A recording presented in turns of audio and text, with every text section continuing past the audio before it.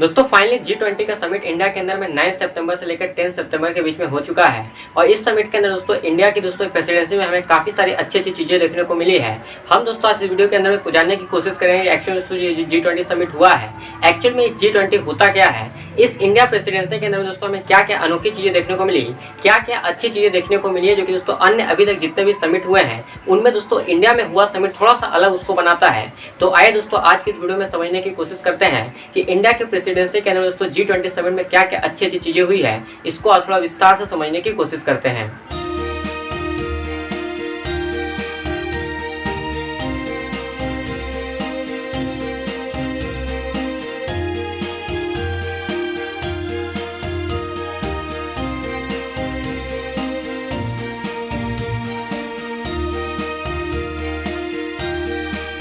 India के presidency में दोस्तों G20 में हुए किसी भी डिक्लेरेशन के बारे में या फिर किसी भी चीज़ के बारे में जानने से पहले दोस्तों थोड़ा सा G20 के बारे में बात करते हैं ब्रीफ के अंदर में कि एक्चुअली में G20 होता क्या है। G20 को समझने से पहले दोस्तों हम थोड़ा सा G7 को समझ लेते हैं। अगर आपको पता हो दोस्तों 1973 के अंदर में दोस्तों ऑयल एक तरह से क्राइसिस के अंदर में दोस्तों 1975 के अंदर में दुनिया के उस समय की 7 सबसे बड़ी इकोनॉमी हुआ करती थी दोस्तों USA, Italy, Japan, France, UK, Canada और जर्मनी। इन 7 देशों ने मिलकर उस समय दोस्तों 1975 के अंदर में G7 नाम का एक ग्रुप का गठन किया था कि अगर कभी भी दोस्तों इस तरह की कोई भी इकोनॉमिक क्राइसिस आती है तो ये 7 देश दोस्तों उससे दुनिया को निकलने में मदद करेंगे। लेकिन आने वाले समय में दोस्तों एक हमें और इकोनॉमिक क्राइसिस देखने को मिलता है 1997 के समय में। ये इकोनॉमिक क्राइसिस दोस्तों साउथ ईस्ट एशिया के देश आपको थाईलैंड में देखने को मिलता है। और इसी के साथ में ये पूरा जो क्राइसिस था दोस्तों इसका बहुत बड़ा इंपैक्ट हमें जापान, साउथ कोरिया, वियतनाम वगैरह के देशों में भी देखने को मिलता है, जिसके कारण दोस्तों 1999 के अंदर में दोस्तों G7 के साथ में दुनिया के और कुछ दोस्तों विकसित कंट्री और विकासशील देशों को लेकर दोस्तों एक और गठन किया जाता है जिसका नाम दोस्तों G20 होता है। और 1999 में जब इसका गठन किया गया था दोस्तों उस समय उसमें केवल दोस्तों फाइनेंस मिनिस्टर और जो हर देश के सेंट्रल बैंक के दोस्तों गवर्नर्स हुआ करते थे उनको लेकर के दोस्तों ये मीटिंग जो है हर साल आयोजित किया जाता था। लेकिन आने वाले समय में ऐसा महसूस किया गया दोस्तों कि केवल वित्तीय मामले ही नहीं बल्कि किसी भी देश के अंदर दोस्तों राजनीतिक मामले हो, आर्थिक मामले हो, हर एक चीज के लिए दोस्तों ये मीटिंग एक अहम भूमिका निभाएगा। इसलिए दोस्तों 2008 के अंदर में दोस्तों इसका पहला बैठक आयोजित किया जाता है जिसमें दोस्तों न केवल फाइनेंस मिनिस्टर हो या फिर किसी भी केंद्रीय बैंक के गवर्नर हो बल्कि राष्ट्र के जो अध्यक्ष होते हैं उनको भी शामिल किया गया। और इस प्रकार से दोस्तों 2008 से दोस्तों रेगुलरली इसकी मीटिंग्स होती है। पहली मीटिंग दोस्तों इसके यूएसए के वाशिंगटन के DC में आयोजित की गई थी। और G20 दोस्तों इसलिए भी खास बनाता है इसको क्योंकि दोस्तों अगर दुनिया में अगर आप देखोगे तो जो 85% GDP होता है ये 20 देशों के पास में होता है। ये दुनिया के 20 सबसे शक्तिशाली देश होते हैं। 75% ट्रेड अगर वर्ल्ड में होता है दोस्तों इन्हीं देशों से होता है। अगर दुनिया की 2/3 पॉपुलेशन अगर आप देखोगे तो इन G20 कंट्रीज के पास में ही होती है।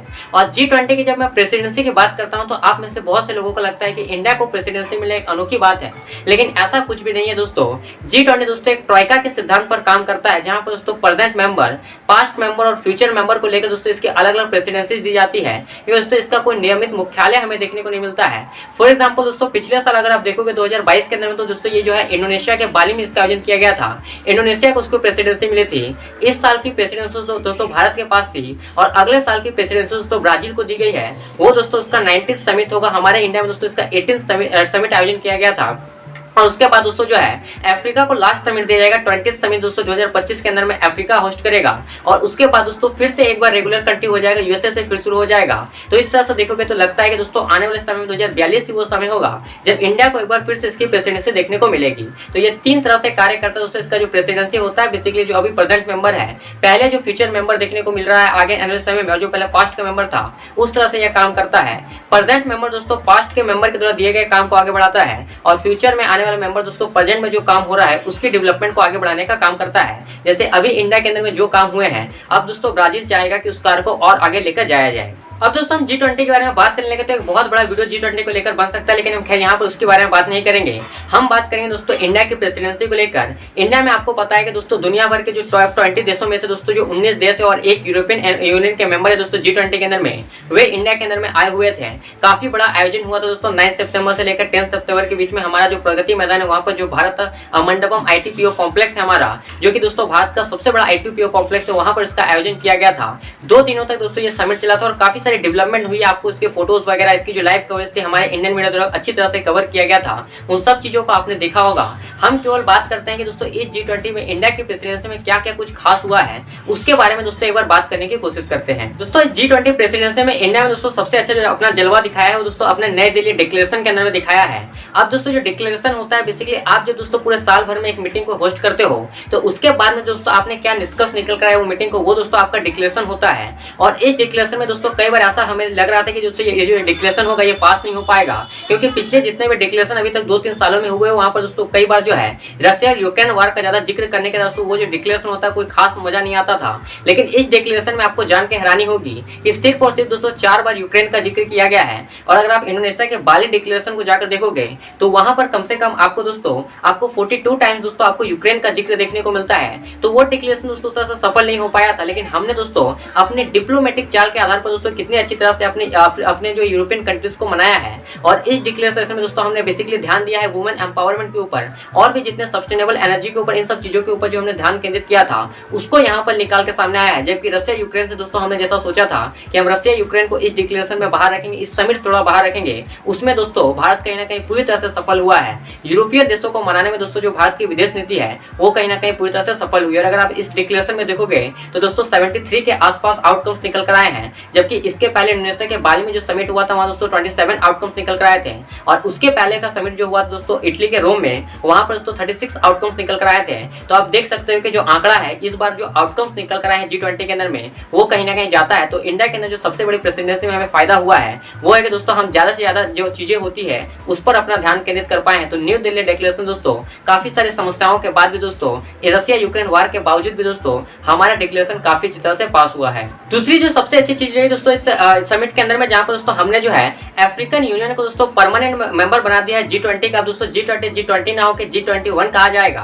अब दोस्तों जैसे यूरोप के अंदर में आपको पूरा यूरोपियन यूनियन देखने को मिलता है जो कि यूरोप के जितने देश होता है उनका प्रतिनिधित्व करता है, उसी प्रकार में दोस्तों जो अफ्रीका है वहां पर आपको 55 कंट्रीज देखने को मिलते हैं उस कॉन्टिनेंट में। तो उन 55 देश को लेकर दोस्तों एक उनका यूनियन है जिसको हम अफ्रीकन यूनियन कहते हैं। और अगर आप इसको दोस्तों पॉलिटिकली देखोगे या फिर जियोग्राफिकली देखोगे तो ये दोस्तों अफ्रीका कॉन्टिनेंट ये अपने आप में काफी अच्छा है, क्योंकि दोस्तों यहाँ पर जो है आपको दुनिया के 6 विकासशील देश दोस्तों यहीं पर आपको देखने को मिलेंगे।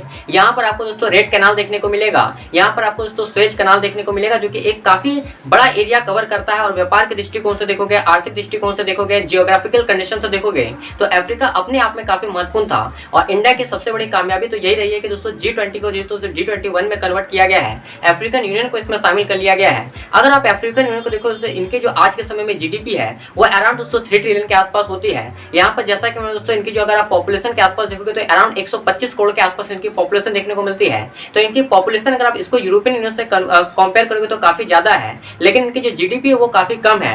लेकिन अगर आप इनका महत्व को देखोगे तो वो काफी ज्यादा है। और भारत अपने आप में दोस्तों वसुधैव कुटुंबकम का पालन करता है, हर देश के साथ में दोस्तों एक साथ एक विकास को बढ़ावा देता है। तो उस कार्य में दोस्तों अफ्रीका को हम कैसे पीछे छोड़ सकते थे। और इंडिया की सबसे बड़ी कामयाबी दोस्तों यही तो रही है कि अफ्रीका को दोस्तों अफ्रीकन यूनियन को एक साथ में दोस्तों G20 में लाके G21 बनाया गया है। ये दोस्तों भारत की सबसे बड़ी कामयाबी है कि हमने सबका साथ सबके विकास पर बल दिया है। तीसरी जो सबसे बड़ी कामयाबी दोस्तों हमारे रही है वहां पर दोस्तों हमने इंडिया मिडिल ईस्ट यूरोप जो इकोनॉमिक कॉरिडोर था, अब उसके लिए दोस्तों एक डिक्लेरेशन पास हो गया है। और यहाँ पर दोस्तों एक कॉरिडोर का निर्माण किया जाना है जहाँ पर दोस्तों इंडिया को बेसिकली कहे तो पूरा एशिया कॉन्टिनेंट को यूरोप से जोड़ने का कार्य करेगा।